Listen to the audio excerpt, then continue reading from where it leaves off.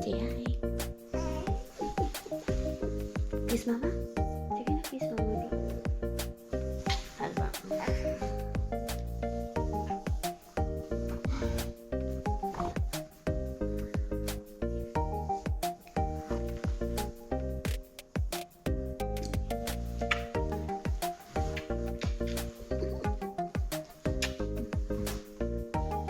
What's that?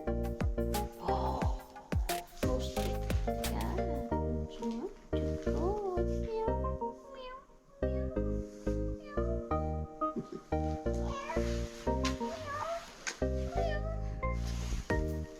Oh. Come on.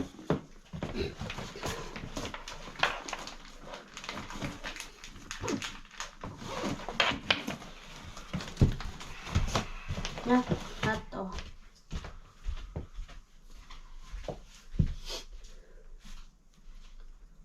Si Madam Bertond.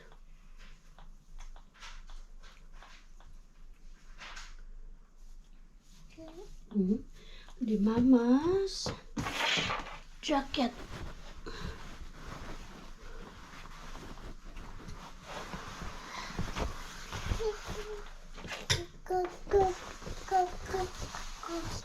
Si Babay nakadada. Amin.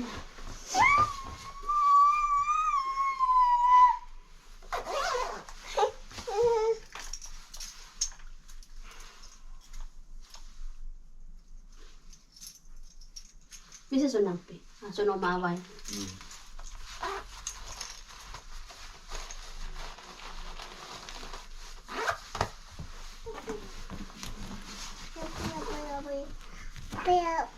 Si Babay nakadada. Bye-bye. Bye. Ay. Good morning mga mate. Say good morning mga mate. Say hi. Say hi. Bye. Rise and shine. Time check. 7:30. Maaga ko siya ihatid ngayon. Kasi supposed to be, papasok din si Dada. Kaya lang, naaay siya. Nayayay si Dada. Nagbilang ka na naman. Ay naku anak, ang bigat mo. Ay, ganito yung eksena. Para mas mabilis, kargahin na lang. Uy, another day. Oh, gloomy na naman tayo, Zay. Kahapon mainit, di ba?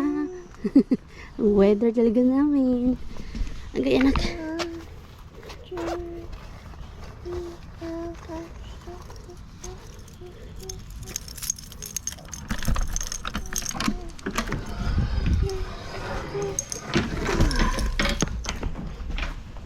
Grabe yung tulog ko kagabi. Ang sarap.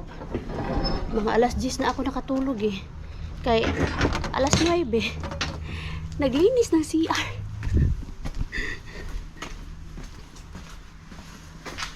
Bakit bukas to? Ala, bukas pala to. Naiwanan kong bukas. Ako malang last gumamit nito. Lagot ako kay Dada. So ayun nga, alas 9 nag-decide ako kagabi na maglinis ng CR. Kasi sabi ko kung ipapagpabukas ko pa o ipangayon ko pa, wala na. Sobrang pagudan na ako. Work. Tas kay Lumi pa. Tas kailangan pa magluto mo ng kakainin. So sabi ko, ngayon na lang, oy. Tas tulog na yung mga, tulog na yung mag-ama ko. Ako, busy pa kakalinis ng CR namin. Thank you, Lord.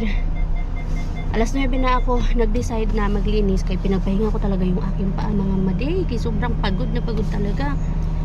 After ko pinakain ng Lumi, pinatulog, tapos nag-ayos ng gamit niya, tapos yun na, naghapbat na ako. Then after that, naglinis ng toilet. Grabe talaga si Inday Roby. First time ko maglinis ng ganun ka-late mga madi. So ito na nga, 7:30 na. kahit nakatulog ako ng maganda kagabi, nagising pa rin ako ng alas 5. Kay si Lumi nagising ng alas 5. Grabing bata. Natulog po siya kagabi 7:30. Tapos nagising ngayon alas 5. Tinatry ko na bumalik pa siya sa tulog. Kahit hanggang alas 6 man lang. Nakabalik naman siya. Pero nung babangon na kasi ako, naramdaman niya ako. Alas 6 na ako bumangon eh. So ayun, gising na, bumangon na lang din siya ng alas 6. Yung alarm ko 6:30, lagi kami nauuna sa alarm namin. Sige lang. Of course, prayer and everything that God will bless our day and everybody's day. Yes, mga madi, kasali kayo doon na maging masaya ang araw today, magampanan ang dapat gampanan, at maging blessed ang day today. So kakain ulit pala ang Lumi ngayon doon sa daycare kasi kahapon daw first time niya makatikim ng puro o porridge. Tinikman lang daw niya. Ang alam ko kasi sa porridge, I'm not sure dyan ha, ang alam ko kasi sa porridge parang yun nga, nilalagyan ng milk. Hindi ko lang alam kung nilalagyan nila ng sugar, pero hoping na hindi, kasi si Lumi hindi siya mahilig sa matamis. Pero tinikman daw niya, tapos hindi na siya kumain. And dahil nga hindi siya kumain kahapon ng porridge kasi tinikman nga lang niya, binigyan siya ng bread, at kumain naman daw siya ng bread kahapon. Pagdating ko kahapon to pick up Lumi, nag-report agad yung child care worker. Ganun kasi yun eh, lalo na pag first day, magre-reporting kung ano yung nangyari sa araw na yun, kung ano yung mga ginawa, ganyan, para naman maging at ease. Actually, minessage nila ako kahapon eh, tapos nag-send sila ng picture sa akin. Ito na si Lumi, naglalaro na, saglit lang yung iyak niya, kasi umiyak po, di ba? Kahapon. Tapos ngayon, nag-heavy breakfast po ako. Kasi kahapon, gutom na gutom ako, tinapay lang yung kinain ko, tapos nag-lunch kami. Alauna na mga mati. 20 minutes lang yun. Yun lang yung pahinga din ng paa ko at ng mga kamay ko. 30 rooms ang binedingan sa mga mati. Grabe. Pero survive, we're alive. Kaya-kaya natin to. Sinabay ko din ang Lumi sa pag-breakfast. Para kahit hindi siya kumain dito, at least nag-breakfast siya. Importante kasi sa akin yung breakfast eh. Kahit hindi na kumain sa araw, basta may breakfast. Heavy breakfast. So, andito na tayo sa harap ng daycare ni Lumi. Ipasok ko lang siya. Inside na. Wash hands ha. Wash hands. To the toilet. Here. Dito. Come here. Here. Diretso dito, anak. Come on. Wash hands. Wash hands. Dali na. Excited. Nagbabay na sa akin. Ayan. Nandito na tayo sa may workplace natin, mga madze. Sobrang aga pa. 8:08 pa lang. Hindi, syempre, alas 9 yung pasok natin, no? Hindi tayo mag-advance, oy! So ngayon, dahil sobrang aga pa, punta ako dun sa Pasate. Mag-jebs ako. Nag-jebs kasi ako. Aga pa naman. Tsaka bili din ako ng lunch ko. Ay hindi ako nagbaon ng rice. Unlike kahapon, rice ako. Buti na lang, konti lang yung rice na dala ko kahapon. Kasi hindi enough yung 20 minutes para maus-us. Bumaba yung kinakain mo. Nakaw. Kaya ngayon, magbili na lang ako ng sandwich. Yun na lang. Hindi, may water ako dito. Oh, yung ganda na talaga ng ating paligid. Yung weather na lang talaga ang kailangang ayusin. Wow. Kung naaayos lang yung weather, no? Yan, oh. Ang dami nag-aasikaso ng park dito. Ba't tumidilim yung ating camera? Oh, ba't tumidilim yung camera natin, Zay? Yan, ganda dito. Sibelius Park. Yan.